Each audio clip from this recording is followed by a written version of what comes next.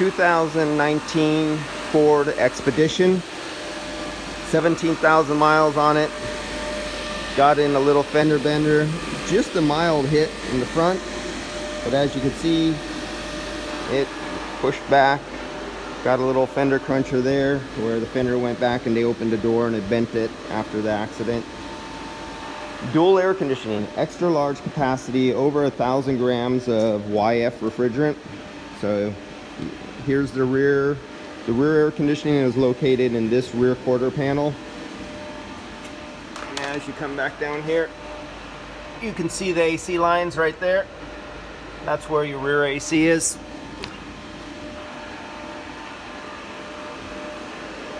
And on this unit here, this is one of the shops, since we're having the little lockdown and that little virus thing going on that we have, keeping everybody locked indoors.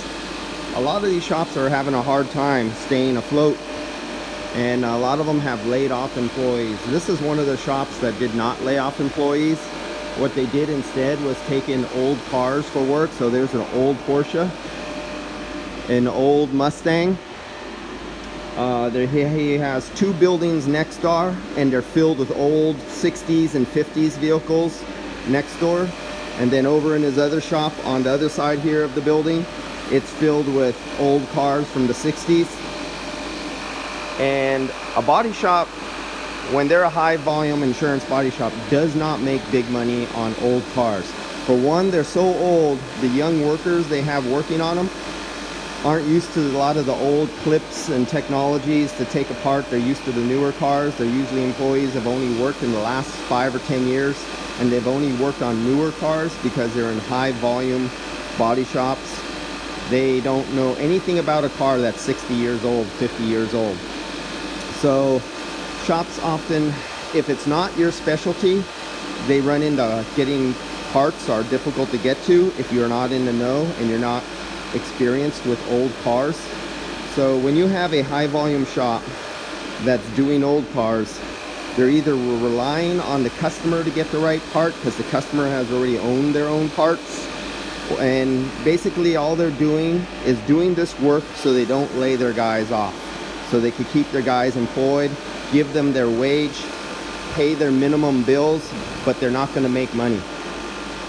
Now what they have to watch out for is not taking in too many of these old kind of cars. And if they take in too many of these old kind of cars and then this whole corona thing stops and work starts coming back and they have these sitting on their stalls, they'll be in a money loss then. So they have to be careful that they get these cars done and out of here and collect money on them before they get their regular money generating work in. Otherwise they will lose their ass. But in the meantime, this is a good shop.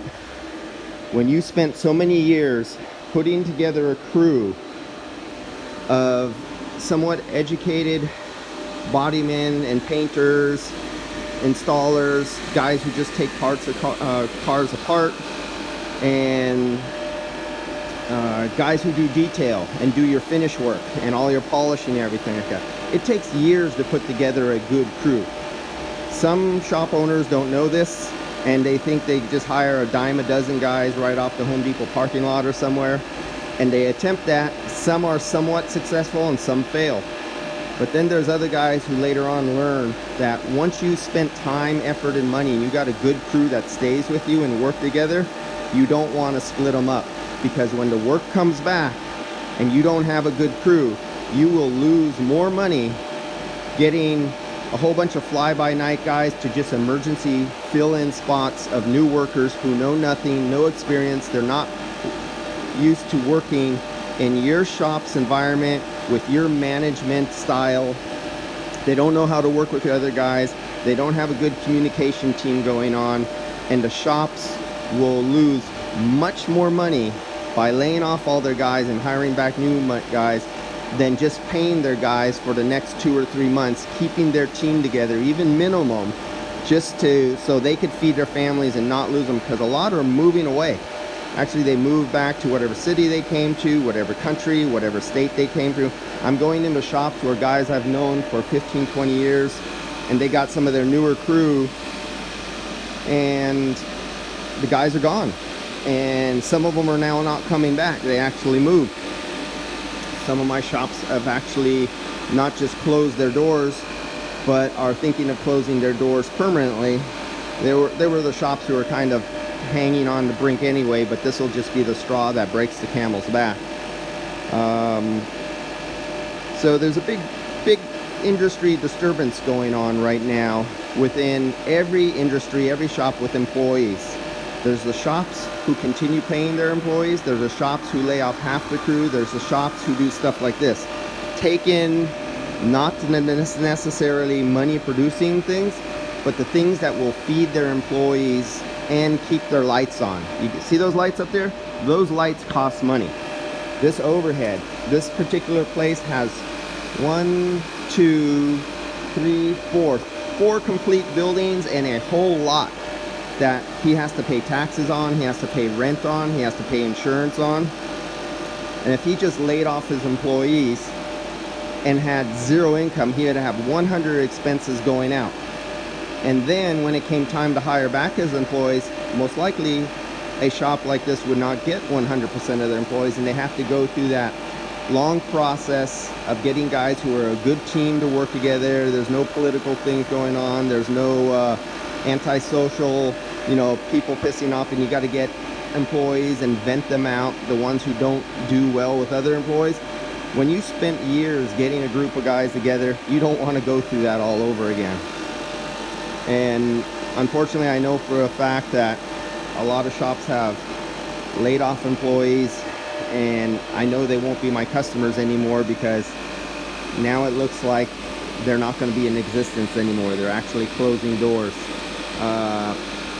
For lease signs are going up on the front of buildings. That lets you have a good indication that a place that you did business before a couple months ago is not coming back. And that's it on this video. And we had this Expedition here that is a YF vehicle, 2019. But this, walking into another shop like this that is taking on non-profitable work just so he can pay his employees and keep his team together, that's a sign of an owner who has learned, probably through fire and brimstone and making some mistakes, and he knows he has a good team, and you cannot afford to lose your good team, because when the good times come a-rolling again and you have to open up for business, that good team needs to be together and get back to work. Other than we may be going into a recession that might last the next 2 or 3 years, but that happens every dozen years anyway, no big deal. I've lived through 3 or 4 of them so far during my working career, and I remember the first recession. The old-time mechanics and grandparents say, don't worry, they come and go, you get through it. As long as you do good, and you saved, and you know how to deal with it. But the ones who don't are the ones who don't survive. See you guys later, and I think I am finished doing my recovery here. Come on, pop back up.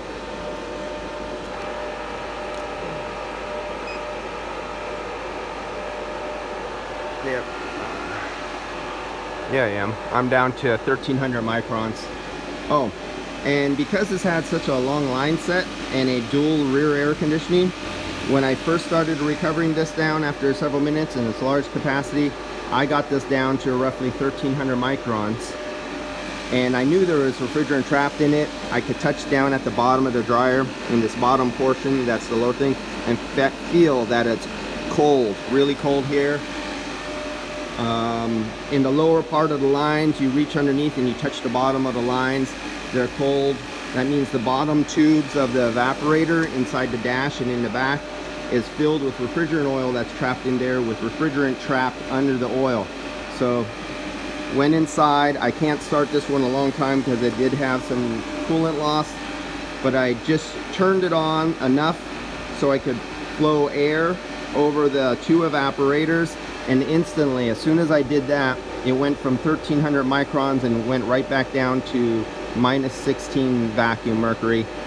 And that means there's a lot of refrigerant just flashed out because I put air over the evaporator that flashed the refrigerant out of the trapped oil from being cold and rose the pressure inside the system, telling you even though you were down into micron level, you still had a couple ounces of refrigerant trapped under oil in the system. And I had to further recover the system down to make sure you get it all out. That's it. See you guys on the next one.